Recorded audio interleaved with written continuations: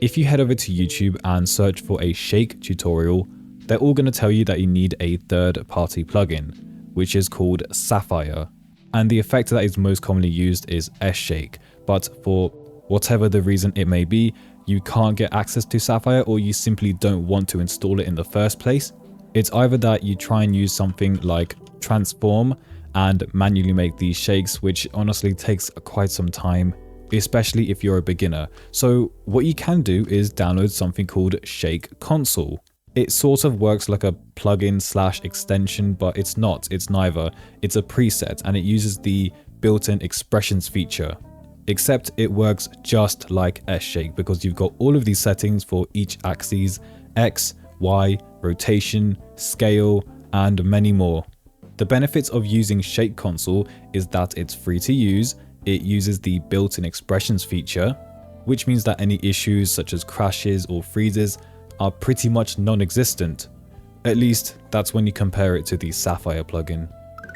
Here's a very quick guide on how to actually install this. So it's simple. Download it, extract the files. I believe there are two folders. One is Shake Console, which is what we're going to be using, and the other one is Impact Control. What you want to do is copy both of these folders into this directory on the screen. This is the folder where all of your presets for After Effects are kept. I will leave this in the description below so you can just simply copy and paste. Once you've done that, you're pretty much ready to go. Just restart After Effects and it should be available in the Effects and Presets tab.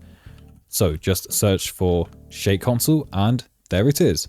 You can apply this onto anything, so your regular layers, it could be a shape, it could be a clip, but for this example, I've used it on an adjustment layer. So this is how it looks after I keyframe the X, Y, rotation and Z amplitude.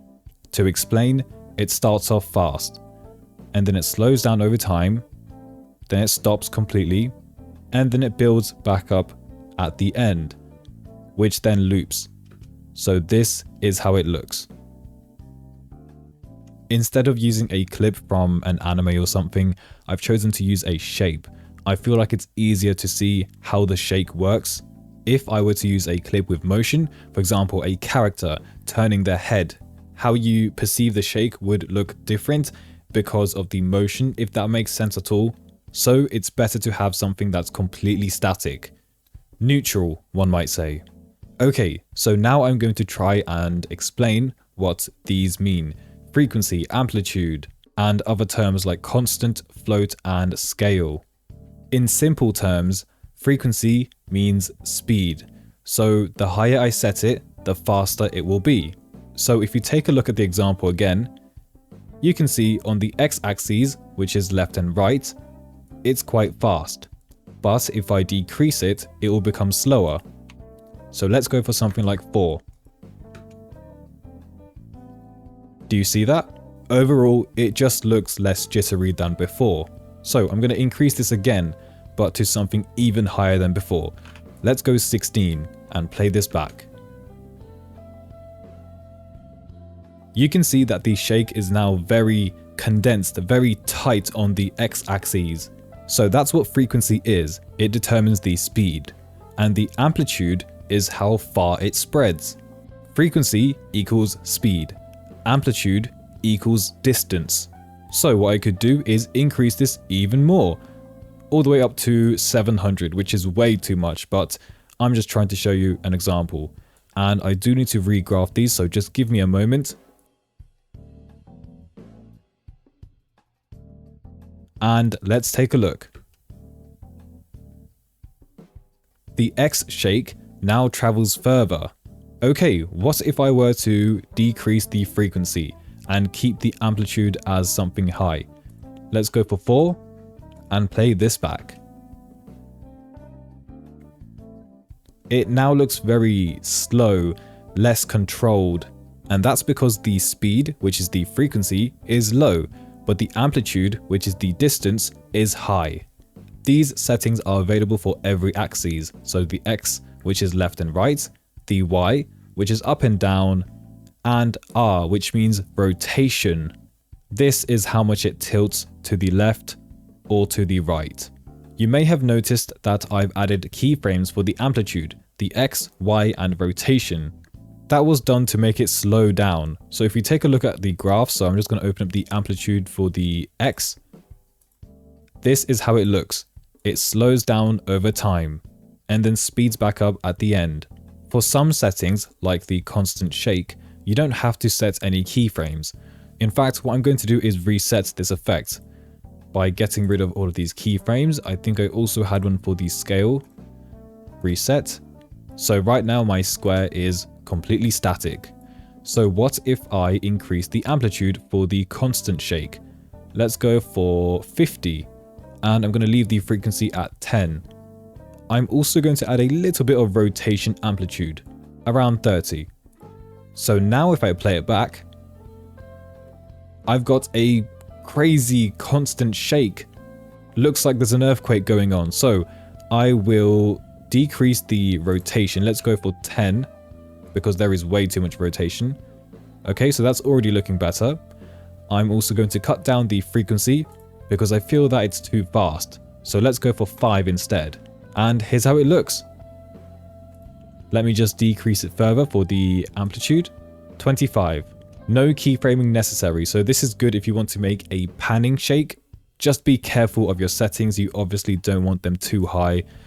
So I will be going lower. 5 for the rotation, 10 for the amplitude. So that is constant shake. With float shake, I will be honest, I don't know. I've kind of forgotten. So what I'm going to do is set this to 25 and the rotation to 10. Let's go 10 and play this back. Okay, so this kind of looks like a softer version of the constant shake. So you end up with a very floaty effect. I mean, that's why it's called float shake. So this could be helpful if you want to add it onto text, like floating subtitles or captions, something like that. And finally, we've got the scale shake. So this is backwards and forwards. What I'm going to do is increase this, and I'm just going to play it back just to see how it looks without keyframes, so you understand how this setting works. So it creates a bounce effect, not for the X, Y, or rotation axes, but for the Z axes, which is back and forth. Now I'm going to be showing you an example using keyframes. So I'm going to keyframe the Z amplitude at the beginning, head about 5-10 frames ahead, set this to 0. And what I'm going to do is graph this. So I'm just going to select the Z amplitude. There are 2 ways you can do this. So you can either manually use the graph editor or an extension if you have one. Some people use the flow extension, but just like Sapphire, you know, not everyone has access to these plugins. So there is a free alternative to the flow extension, which is called Keys. And I have made a video on it, so do check that out if you are interested. This basically lets you graph much faster. So instead of having to open it up and then move these around, you know, F9, and then move these handles, what you can do is simply create a graph here and select your keyframe. So mine have already been selected. So create your graph, hit apply, done. And you can do this across multiple keyframes. Anyway, let's see how this looks. Okay, that's not very good. So what I'm going to do is increase the frequency. Let's go for 7. That might be a little too high, but it's better than before, but not really. So I'm going to increase the Z amplitude. Okay, I think 100 is the max. I'll keep it around 90. And I am just going to fix up my graph. So this handle needs to go down. Okay, let's see how this looks. It's better, but I'm not feeling much impact. What if I try something like -100 and then regraph? What? I thought it was broken for a second. However, I can use keys once again. Let me see if this works. There you go, sorted. It's not looking too good. I think it's my graph. There's something wrong with it. It might be too tight. So what if I push this back? I don't have to use keys for this. I'm going to push it back all the way here. And then play it back. Please work. It could be faster. It really could. I'm going to increase the frequency to 12 and open up the graph again. What I'm going to do is drag this one down around here. Actually, yeah, I'm going to push this down here and then move this one forward like that. And oh, it's disappeared. Let me bring that back. I can barely see anything. All right, -50. Let me just check the graph again. push this down perhaps, and see how this looks. Okay, that's much better than before. I think it really does depend on the graph, so if you're not doing it properly, it's going to look terrible. So just keep that in mind, because I'm not the best at it. I'm going to pair this with the X amplitude, the Y as well, and a bit of rotation. So let's keep this high, so maybe around 45. I'm going to keep the Y a little bit lower, and then add a little bit of rotation, maybe about, let's go 10. And then head 10 frames ahead. Set all of these to 0. Then what I can do is either manually graph, just like before, but I've got the keys extension and it's very useful. It just saves a lot of time. So I'm going to highlight all of these keyframes. In fact, let me just do this. I think is it control? So click on this.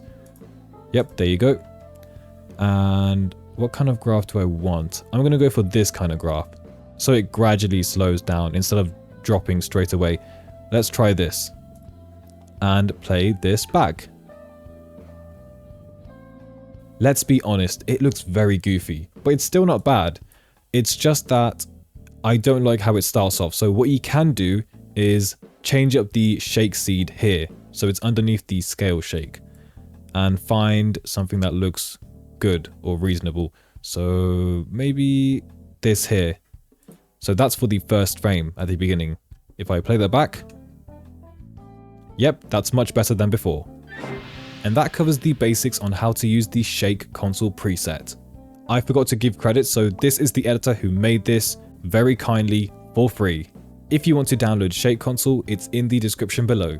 Thank you monthly supporters as always for your continued support, and thank you for watching till the end. I will see you in the next video. Peace.